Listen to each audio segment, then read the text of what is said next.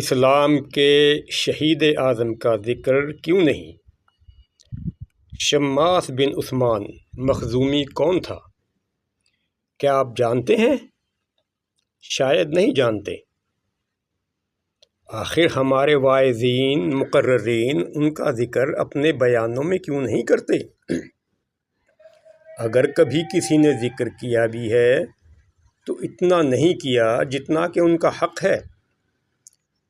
غزوہ احد کا وہ ہولناک منظر یاد کریں جب چند صحابہ کی ذرا سی نافرمانی یا غفلت کے باعث وہ کفار مکہ جو کہ شکست کھا کر بھاگ رہے تھے واپس پلٹ کر آئے اور مال غنیمت اکٹھا کرتے ہوئے مسلمانوں پر اچانک دھاوا بول دیا، جس کے باعث تمام مسلمان سنبھل نہ سکے اور میدان احد میں ادھر ادھر منتشر ہو گئے۔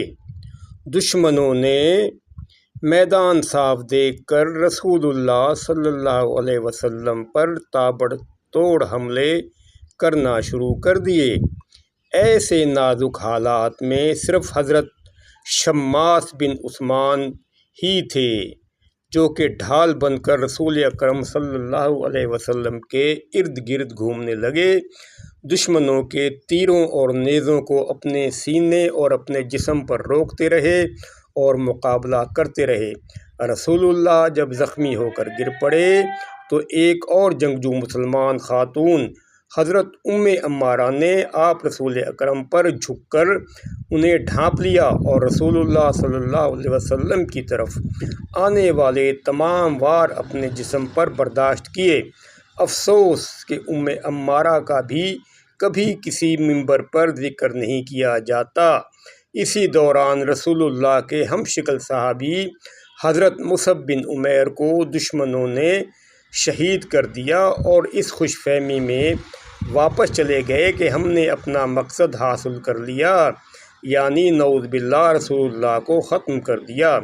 حملے بند ہوئے تو رسول اللہ صلی اللہ علیہ وسلم کو ایک گھاٹی شیب احد میں لے جایا گیا، جہاں پر سیدہ فاطمہ الزہرا اور حضرت علی کرم اللہ وجہہ نے آپ کے چہرے کو پانی سے صاف کیا اور کھجور کی چٹائی جلا کر اس کی راکھ سے آپ صلی اللہ علیہ وسلم کے زخموں کو بھرا۔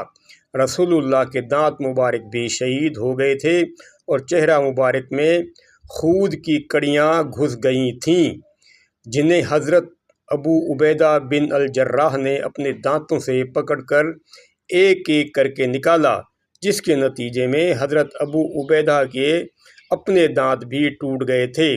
حضرت شماس بن عثمان نے رسول اللہ کا دفاع کرتے ہوئے آپ پر اپنی جان نچھاور کر دی۔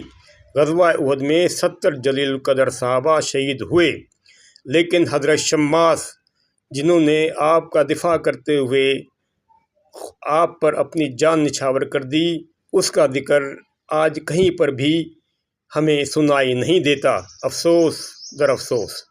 تحریر و تحقیق غلام محمد وامق۔ بہت شکریہ۔ اللہ تعالیٰ آپ کو سلامت رکھے۔ اللہ حافظ۔